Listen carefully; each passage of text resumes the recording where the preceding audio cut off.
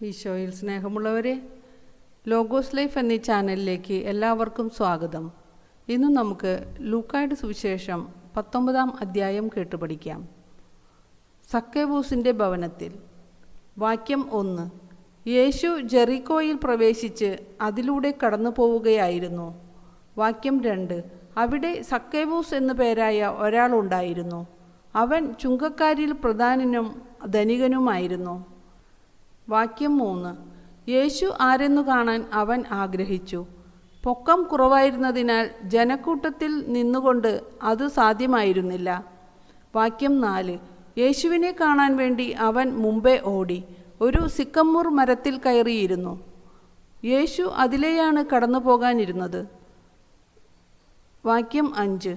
അവിടെ എത്തിയപ്പോൾ അവൻ മുകളിലേക്ക് നോക്കി പറഞ്ഞു, സക്കവൂസ്, വേഗം ഇറങ്ങി വരിക. ഇന്ന് എനിക്ക് നിന്റെ വീട്ടിൽ താമസിക്കേണ്ടിയിരിക്കുന്നു. വാക്യം 6. അവൻ തിടുക്കത്തിൽ ഇറങ്ങിച്ചെന്ന് സന്തോഷത്തോടെ അവനെ സ്വീകരിച്ചു. വാക്യം 7. ഇത് കണ്ടപ്പോൾ അവരെല്ലാവരും പിറുപിറുത്തു, ഇവൻ പാപിയുടെ വീട്ടിൽ അതിഥിയായി താമസിക്കുന്നല്ലോ. വാക്യം 8. സക്കേവൂസ് എഴുന്നേറ്റ് പറഞ്ഞു, കർത്താവേ, ഇതാ എൻ്റെ സ്വത്തിൽ പകുതി ഞാൻ ദരിദ്രർക്ക് കൊടുക്കുന്നു. ആരുടെയെങ്കിലും വക വഞ്ചിച്ചെടുത്തിട്ടുണ്ടെങ്കിൽ 4 ഇരട്ടിയായി തിരിച്ചു കൊടുക്കുന്നു. വാക്യം 9. യേശു അവനോട് പറഞ്ഞു, ഇന്ന് ഈ ഭവനത്തിന് രക്ഷ ലഭിച്ചിരിക്കുന്നു.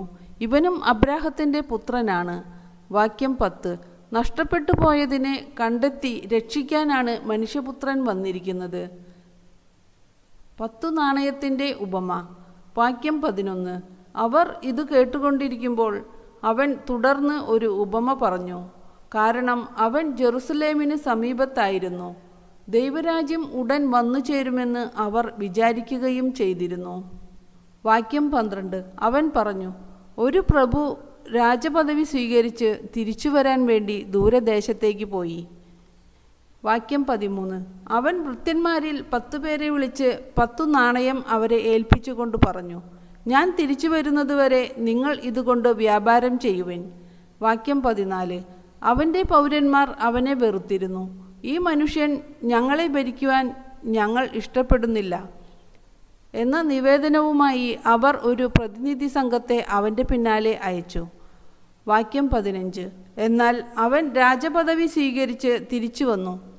താൻ പണം ഏൽപ്പിച്ചിരുന്ന ഭൃത്യന്മാർ വ്യാപാരം ചെയ്ത് എന്ത് സമ്പാദിച്ചുവെന്ന് അറിയുന്നതിന് അവരെ വിളിക്കാൻ അവൻ കൽപ്പിച്ചു. വാക്യം 16. ഒന്നാമൻ വന്നു പറഞ്ഞു, യജമാനനെ, നീ തന്ന നാണയം 10 കൂടി നേടിയിരിക്കുന്നു. വാക്യം 17. അവൻ പറഞ്ഞു, കൊള്ളാം, നല്ലവനായ ഭൃത്യ, ചെറിയ കാര്യത്തിൽ വിശ്വസ്തനായിരുന്നതുകൊണ്ട് 10 നഗരങ്ങളുടെ മേൽ നീ അധികാരിയായിരിക്കും. വാക്യം 18. രണ്ടാമൻ വന്നു പറഞ്ഞു, യജമാനനെ, നീ തന്ന നാണയം 5 കൂടി നേടിയിരിക്കുന്നു. വാക്യം 19. യജമാനൻ അവനോട് പറഞ്ഞു, 5 നഗരങ്ങളുടെ മേൽ നീ അധികാരിയായിരിക്കും. വാക്യം 20. വേറൊരുവൻ വന്നു പറഞ്ഞു, യജമാനനെ, ഞാൻ തുണിയിൽ പൊതിഞ്ഞ് സൂക്ഷിച്ചിരുന്ന നിന്റെ നാണയം ഇതാ. വാക്യം 21. നിന്നെ എനിക്ക് ഭയമായിരുന്നു, കാരണം നീ കർക്കശനും വയ്ക്കാത്തത് എടുക്കുന്നവനും വിതയ്ക്കാത്തത് കൊയ്യുന്നവനുമാണ്. വാക്യം 22. അവൻ പറഞ്ഞു, ദുഷ്ടഭൃത്യ, നിന്റെ വാക്കുകൊണ്ടു തന്നെ നിന്നെ ഞാൻ വിധിക്കും. ഞാൻ കർക്കശനും വയ്ക്കാത്തത് എടുക്കുന്നവനും വിതയ്ക്കാത്തത് കൊയ്യുന്നവനും ആണെന്നു നീ അറിഞ്ഞിരുന്നല്ലോ. വാക്യം 23. പിന്നെ നീ എന്തുകൊണ്ട് പണമിടപാടുകാരെ എൻ്റെ പണം ഏൽപ്പിച്ചില്ല? എങ്കിൽ ഞാൻ മടങ്ങി വന്നപ്പോൾ പലിശയോടുകൂടി അത് തിരിച്ചു വാങ്ങുമായിരുന്നില്ലേ? വാക്യം 24. അവൻ ചുറ്റും നിന്നവരോട് പറഞ്ഞു, അവനിൽ നിന്ന് ആ നാണയം എടുത്ത് 10 നാണയമുള്ളവന് കൊടുക്കുക. വാക്യം 25. അവർ അവനോട്, യജമാനനെ, അവന് 10 നാണയം ഉണ്ടല്ലോ എന്ന് പറഞ്ഞു. വാക്യം 26. ഞാൻ നിങ്ങളോട് പറയുന്നു, ഉള്ളവന് കൊടുക്കപ്പെടും, ഇല്ലാത്തവനിൽ നിന്ന് ഉള്ളതുപോലും എടുക്കപ്പെടും. വാക്യം 27. ഞാൻ ഭരിക്കുന്നത് ഇഷ്ടമില്ലാതിരുന്ന എൻ്റെ ശത്രുക്കളെ ഇവിടെ കൊണ്ടുവന്ന് എൻ്റെ മുമ്പിൽ വച്ച് കൊന്നുകളയുവിൻ. ജെറുസലേമിലേക്ക് രാജകീയ പ്രവേശം. വാക്യം 28.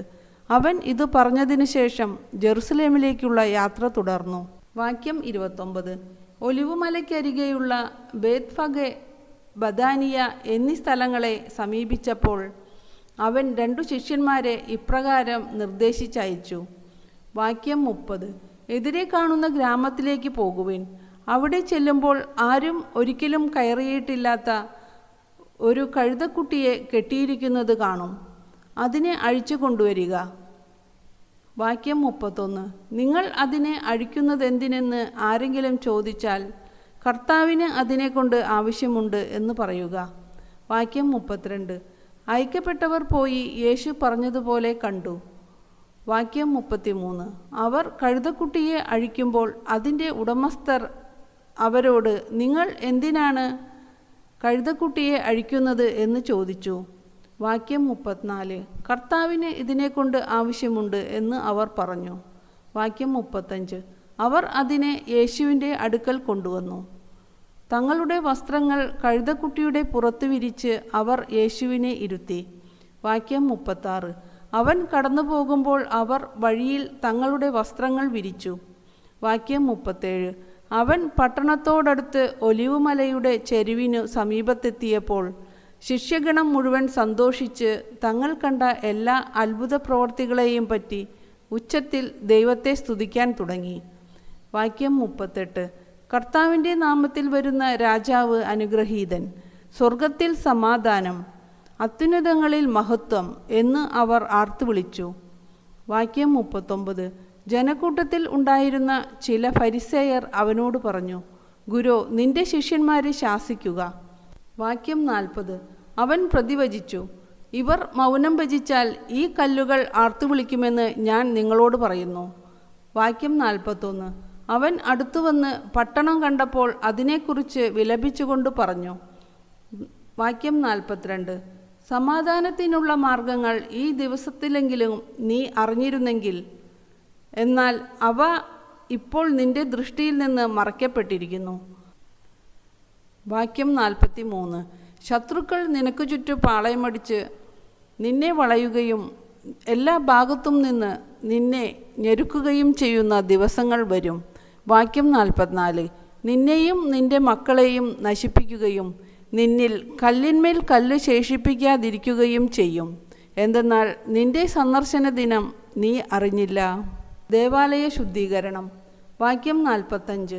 അനന്തരം അവൻ ദേവാലയത്തിൽ പ്രവേശിച്ച് അവിടെ കച്ചവടം നടത്തിക്കൊണ്ടിരുന്നവരെ പുറത്താക്കാൻ തുടങ്ങി. വാക്യം 46. അവൻ അവരോട് പറഞ്ഞു, എൻ്റെ ആലയം പ്രാർത്ഥനാലയം എന്ന് എഴുതപ്പെട്ടിരിക്കുന്നു, നിങ്ങളോ അതിനെ കവർച്ചക്കാരുടെ ഗുഹയായി മാറ്റിയിരിക്കുന്നു. വാക്യം 47. അവൻ ദിവസവും ദേവാലയത്തിൽ പഠിപ്പിച്ചിരുന്നു. പുരോഹിത പ്രമുഖന്മാരും നിയമജ്ഞരും ജനപ്രമാണികളും അവനെ നശിപ്പിക്കാൻ മാർഗം അന്വേഷിച്ചുകൊണ്ടിരുന്നു. വാക്യം 48.